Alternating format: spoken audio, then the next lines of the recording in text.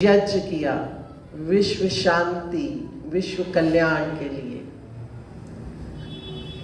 आज हम सब इतने असुरक्षित महसूस करते हैं। आज का वातावरण कुछ ऐसा बन चुका है। आपने आज के मंत्रों के अगर अर्थ सुने हो या कुछ, जैसे पंडित जी बीच बीच में हिंट्स दे रहे थे, स्वस्ति वाचन और शांतिकरण के मुख्यता थे मंत्र। स्वस्ति सुख कल्याण, सु मीन्स अच्छा, अस्ति मीन्स है, तो सबके कल्याण के लिए पहले स्वस्ति, कल्याण होगा तो शांति होगी, शांति होगी तो कल्याण होगा। तो बहुत सुंदर तरीके से हमारे वैदिक इसमें जो है वाङ्मय लिटरेचर में, साहित्य में जो है, हमने कैसे हमारे ऋषियों ने, बड़ों ने पहले स्वस्ति वाचन को लिया, उसके बाद शांतिकरण को लिया। और आपने जो संस्कृत कुछ लोग पढ़े हुए हैं, पढ़ रहे हैं, उनको शायद अर्थ भी पता होगा। अब से वर्ड शब्द बार बार आया, बहुत मुख्यता से आया। अब धातु रक्षा के लिए होता है, तो रक्षा के लिए हमने उन मंत्रों के द्वारा बार बार प्रार्थना की। क्योंकि हमें हर पल, और अभी पीछे जो कुछ जितने इंसिडेंट्स हुए हैं आप उनसे फेमिलियर है। जब वो एक अहमदाबाद में उसका हुआ था, प्लेन क्रैश जो हुआ, कैसे इनोसेंट लोग, डॉक्टर्स, जिनका कोई, डॉक्टर्स क्या और भी कितने लोग जो आराम से अपने घरों में बैठे या अपना कुछ काम कर रहे हैं, और वो भी इस सब के, उनको भी भुगतना पड़ा। जो प्लेन में बैठे थे, क्या कोई सोच कर कहाँ जा रहा था, क्या उनकी योजनाएं थी, और मनुष्यकृत इस कुकर्म से मालूम नहीं उसका कारण क्या है, अभी हमें पता भी नहीं, और ये भी नहीं पता कि वास्तविकता हमें पता चलेगी भी सही कि नहीं, परंतु इतना निश्चित है कि बहुत लोगों ने उसको भोगा, उसके लिए दुख प्राप्त किया। ऐसे वातावरण में हमको अगर कोई सहारा दिखाई देता है तो वो ईश्वर का।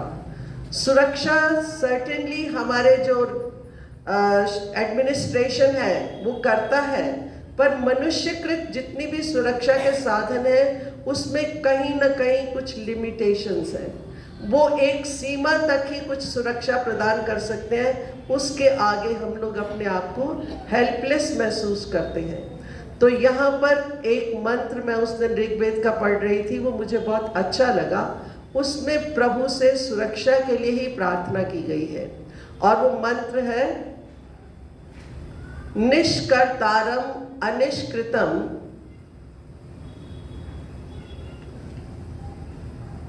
शतमूर्तिम शतक्रतुम समानमिंद्रम अवसे हवामहे वस्वानम वसुजुवम।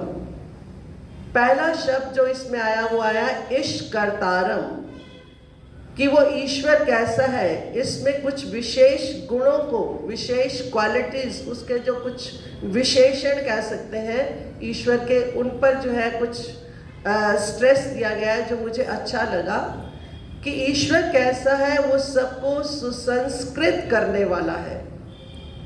सुसंस्कृत का अर्थ अगर आप समझते हैं कि रिफाइन करने वाला, पॉलिशिंग।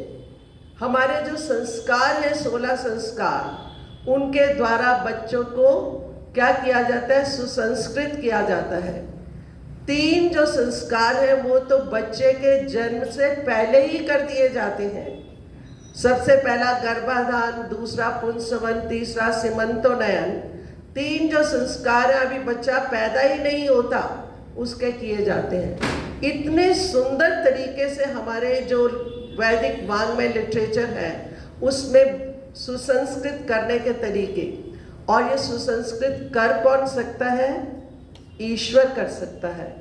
और क्यों करता है? क्योंकि हम सब में कुछ ना कुछ कमियां हैं, त्रुटियां हैं, दोष है। उन दोषों को दूर करने के लिए, उन कमियों को दूर करने के लिए, उन त्रुटियों को दूर करने के लिए वो ईश्वर क्या करता है? इष्कर्तारम, हमें सुसंस्कृत करता है।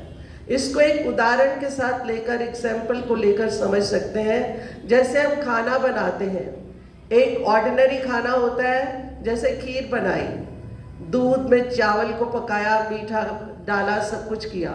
उसको और सुंदर सुसंस्कृत करने के लिए हम उसमें बादाम, पिस्ता, केसर और जो ड्राई फ्रूट्स वगैरह डालकर उसको सुसंस्कृत करते हैं। ठीक इसी तरह दाल बनाते हैं। दाल में भी नमक, हल्दी, मिर्च वगैरह डाल दी और उसको सुसंस्कृत करने के लिए अगर हम हींग का छोंक लगा देते हैं तो उसकी खुशबू कहाँ तक, दूर तक चली जाती है। और अगर जो मैंने गलत वर्ड अभी बोल ही दिया था, उसी से मुझे बात करते हुए ध्यान आया कि अगर दाल में चीनी डाल दी जाए तो वो सुसंस्कृत होगी क्या? नहीं होगी। तो वो सुसंस्कृत कौन कर सकता है हम सबको, जो पहले स्वयं सुसंस्कृत होगा। तो वो कौन है? अनिष्कृतम, ईश्वरी है, जो कि हर प्रकार से सुसंस्कृत है और वो हमारे कमियों को, त्रुटियों को दूर कर हमें सुसंस्कृत कर सकता है। कैसे कर सकता है? शत ऊतिम, शत सहस्रों तरीके हैं उसके, ऊतिम सुरक्षा के, सहस्रों तरीकों से वो हम सबकी सुरक्षा कर रहा है। साधारण हम अपना जीवन रोजमर्रा का देखें, अभी हम सब बैठे हुए हैं, कितने हमारे में से लोग हैं जिनको सांस लेने के लिए विशेष प्रयत्न करना पड़ रहा है? शायद कोई भी नहीं। अगर हमें ये करना पड़ जाए, मनुष्य एक टाइम पर एक ही काम कर सकता है, एक ही तरफ मन लगता है, तो अगर हम सांस लेने में ही लग गए तो बाकी तो कुछ कर भी नहीं पाएंगे। और यहाँ तक कि जब हम सो जाते हैं तब भी हमारी सांसें चलती रहती हैं। शायद यजुर्वेद के पहले अध्याय का शायद चौथा ही मंत्र है, जिसमें वो कहते हैं, अभी याद करके बताती हूँ, जो आज मंत्र बोले दिमाग में वो आ गया, अग्नि नारायण, बाद में बताती हूँ। उसमें क्या कहा गया कि मैं तो सो रहा हूँ,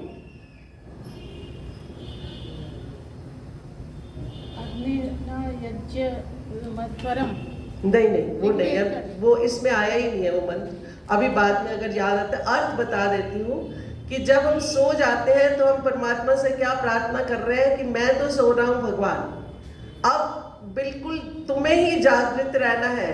क्यों जागृत रहना है? ताकि आप मेरी सांसों को चलाते रहिए। और हम देखते हैं कि हम सुबह बिल्कुल आराम से उठते हैं, सांसें चल रही हैं।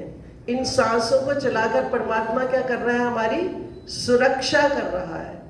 एक नहीं, अपने शरीर को भी हम देख लें, कोई अंदर की जो इनवॉलंटरी जो भी हमारी एक्टिविटीज है, हम कितनी, ईश्वर ने इतना वो दयालु है, इतनी उसने सुरक्षा के सुंदर साधन बनाए हुए हैं कि हमें पता ही नहीं कि वो कैसे हमारी हर पल सुरक्षा कर रहा है। हमने खाना खाया, हमने तो खाना अंदर खा लिया, उसके बाद उसका क्या हुआ?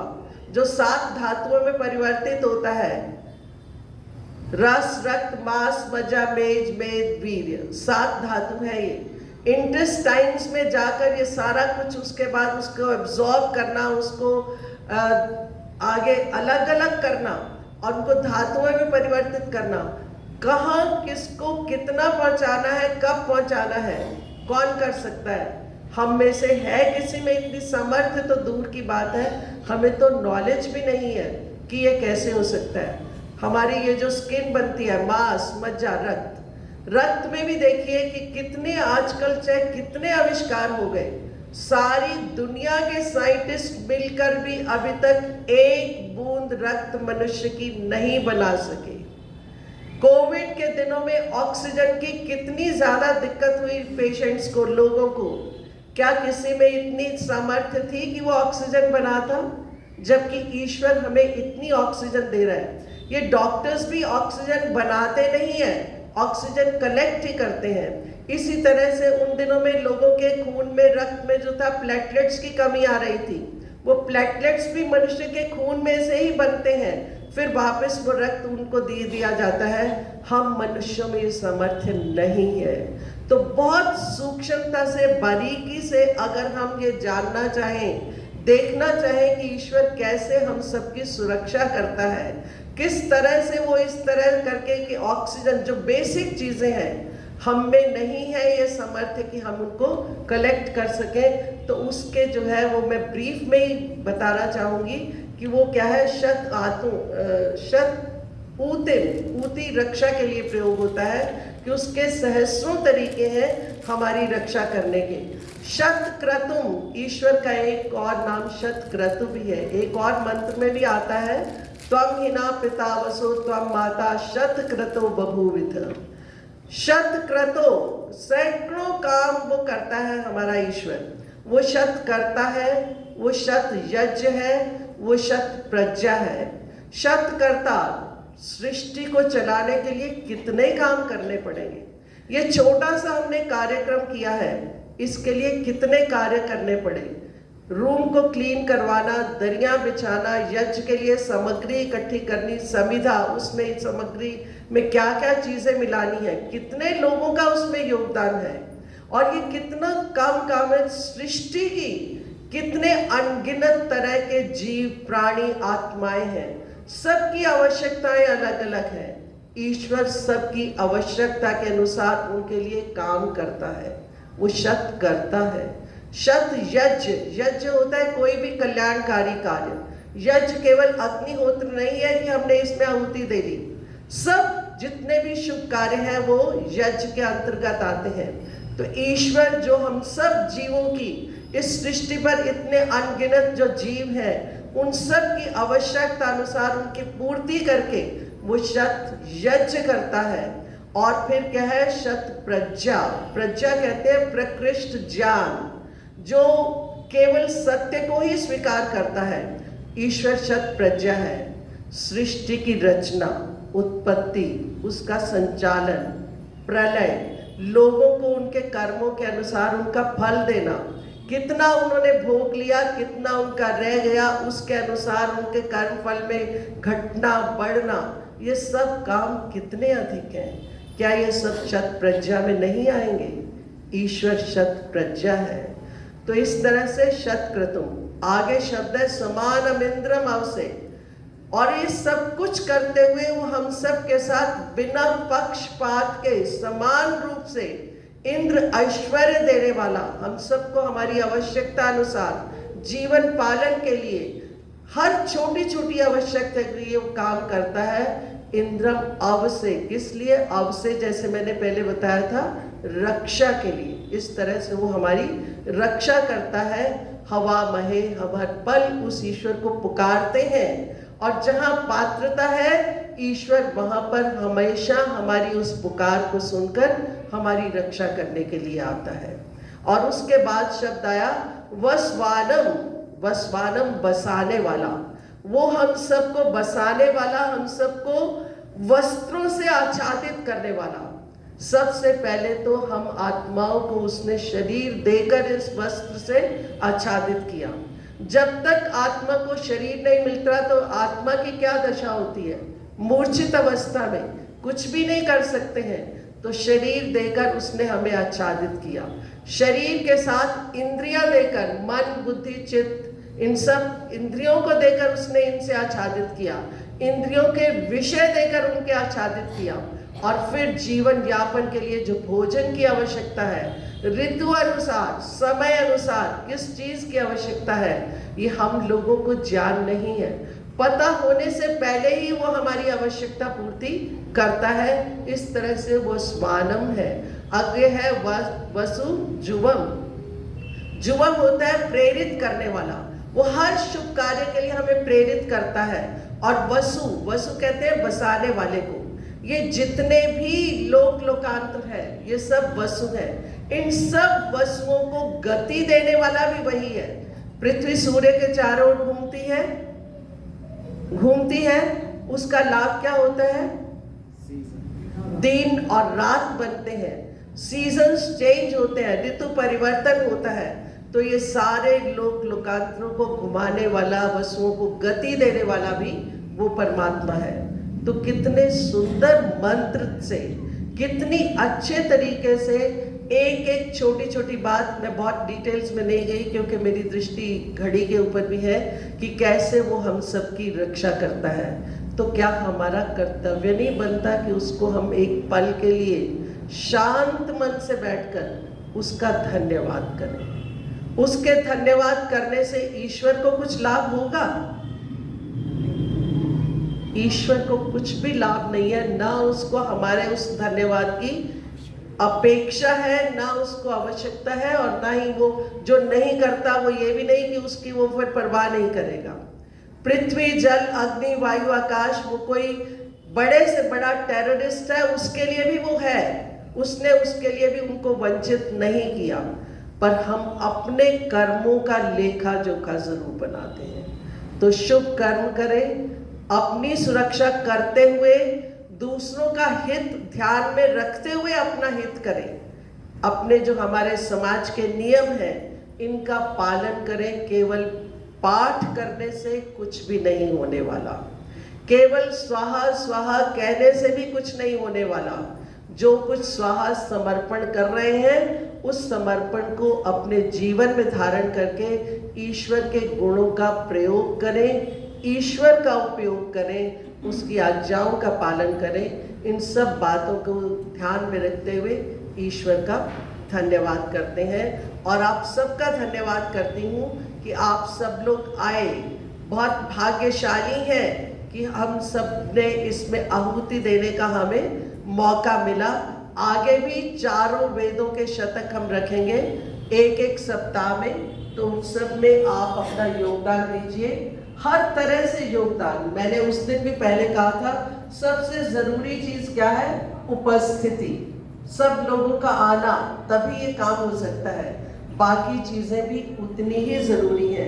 यज्ञ के लिए जिस जिस चीज की जरूरत है, घी की आवश्यकता है, सामग्री की आवश्यकता, समिधा की, उन सब में अपना योगदान। सब इसके लिए कहा जाता है यज्ञ दान, अन्न दान, शिक्षा दान। इन सब में अपनी अपनी सामर्थ्य के अनुसार करके अपनी अपनी FDs at the highest rate of interest करवा रहे हैं हम। बैंक्स में उतनी क्षमता नहीं कि हमें वो उतना इंटरेस्ट दे, और वो इंटरेस्ट जो बैंक से मिलता है वो केवल यही जब हम रह रहे हैं तभी तक मिलता है। बाद में किसी के बैंक अकाउंट्स कभी ट्रांसफर होते देखे? अंबानी का भी नहीं जाने का ऊपर, तो कहीं कोई सोचे कि अंबानी का तो अकाउंट ऊपर चला ही जाएगा, किसी का नहीं जाएगा। जाएंगे अकाउंट्स, कर्मों के जाएंगे। उन कर्मों को करके हम अपने अकाउंट्स आगे ले जा रहे हैं, एक जनरेशन के लिए नहीं। ना मालूम कितनी पीढ़ियों में हमने कब कब कोई अच्छे कार्य किए थे कि हमें मनुष्य का जन्म मिला। अभी पंडित जी बता रहे थे ना कि मनुष्यों की संख्या कितनी है। जितनी इस पृथ्वी पर एक वर्ग मील में जितने प्राणी हैं, जितने छोटे छोटे, करोड़ों, क्या पता नहीं कितने करोड़ों होंगे, उतने केवल मनुष्य पैदा होते हैं। तो देख ले हम अपने अंदर झांक कर कि हम कैसे कर्म कर रहे हैं। क्या हमें आगे मनुष्य का जन्म चाहिए, या हम जैसे स्वामी विवेकानंद जी कहा करते हैं कि हम अपने आप को टीवी में देखना चाहते हैं। वो आता है ना टीवी में, कौन सी चैनल होती है? Which one? Discovery channel, correct. Discovery channel में क्या दिखाई देता है? सब जीव जंतु दिखाई देते हैं। फिर लोग हमें देखेंगे, और हम क्या चाहेंगे कि हम भी देखें। तो अगर हम चाहते हैं तो ऐसे कर्म भी करें। तो सबसे शुभ नेक कर्म यही है कि अच्छे कर्म हाथों से करें, हाथों से दान दें, मुंह से शुभ बोले, और जो दूसरों की सेवा करें और दूसरों को भी लाभ उठाएं। इस तरह से नेक कार्य सब करते रहे। आप सबका बहुत बहुत धन्यवाद करते हुए अब राष्ट्रीय गान के लिए सब